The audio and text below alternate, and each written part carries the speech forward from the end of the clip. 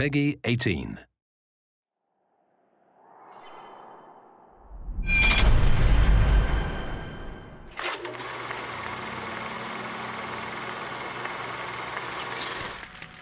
The city of Columbia was originally built as by the United States government in the 1890s as a sort of a floating World's Fair, something they could float from one corner of the earth to the other and demonstrate to the rest of the world the success of the American experiment. Think of the Statue of Liberty, but it can move around the world.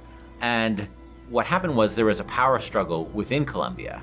And this fellow who you'll sort of start to get a sense of in this demo, named Comstock, came into power in the city, and he had a bit of a different view. He had a more, extreme view of what the mission of America and the world is. And there were some people in the city who didn't like that.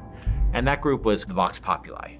And it started as a sort of a resistance, almost like a student movement against, the founders, the founders group that Comstock led, as, working to help, to unionize workers, to protect the rights of minorities, things like that within the city. But as the conflict between the founders and the Vox Populi got more extreme, each side started sort of ramping up their actions.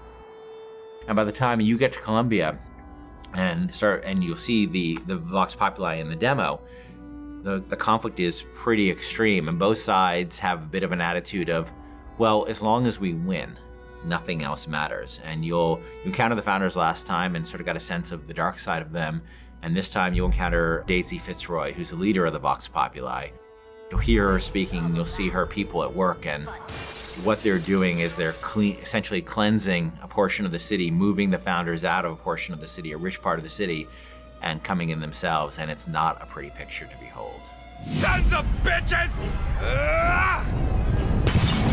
Monocle? What am I gonna do with that? Best if we don't draw attention to ourselves. Hey! It's just a postman. He didn't hurt anybody. It's the witch! It's the witch!